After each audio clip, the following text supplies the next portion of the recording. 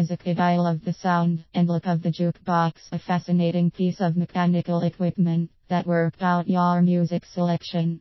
The records would go round in a carousel, and a device would grab the selection and place it on the platter. On a number of machines, this operation is visible. When I was young, a single selection cost 60 and you could have 3 plays for a shilling 5p. With being a mechanical device, the records weren't always played in order. You sometimes had to wait for your tune to come round, even if you had selected before the one that was playing. Selection is by pressing a letter and number key.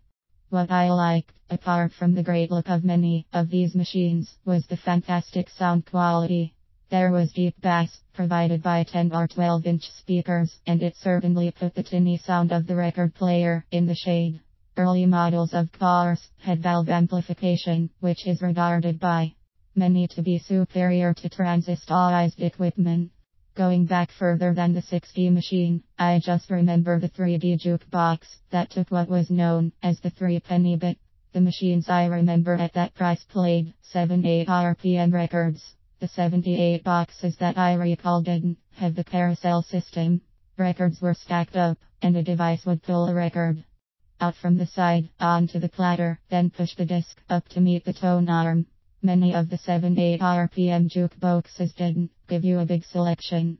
The Wurlitzer 1015, made in 1946, carried 24 records and only one side could be played, giving you only 24 selections. The very well-made 1015 had a walnut cabinet. The 4-5 RPM jukebox offered a much bigger selection and could play both sides. There were machines offering 100 selections, 160 selections, 120 selections, and a machine holding 100 records, giving 200 selections.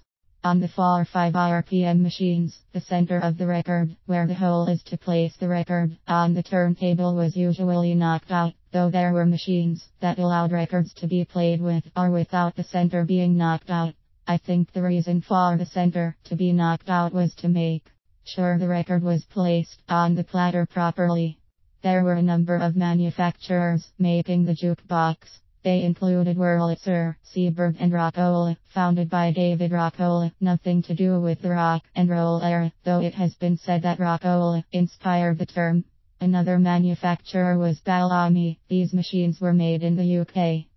From 1953 to 1962 by the Balfour Marine Engineering Company. The first nickel in the slot phonograph was invented by Louis Glass and William S. Arnold in 1890. In 1928, J.P. Seeburg became involved. Some machines were stereo, but at the time, in the 1950s and 60s, the 4-5 RPM discs were mono. So though the machine was capable of playing stereo, the sound was mono. Jukeboxes were very popular and were installed in many places, including pubs, cafes, coffee houses, and amusement arcades. Today, music to many of these establishments is fed digitally, so the jukebox is no longer required.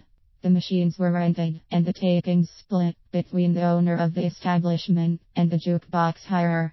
Discs would be changed on a regular basis, keeping up with the latest releases. The discarded discs would be offered on the second-hand market.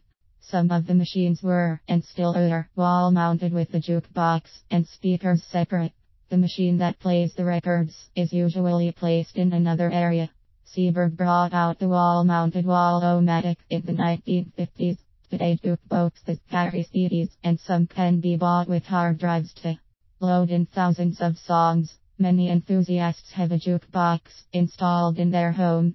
A fully restored 4-5 RPM machine can cost thousands of pounds. Machines come in various sizes and designs. Apart from their great looks and sound, some of these music players have colorfully lighting effects. There are a lot of old 78 and 4-5 RPM machines out there, and replicas of some of the machines can be bought for several £100, but many run into the thousands.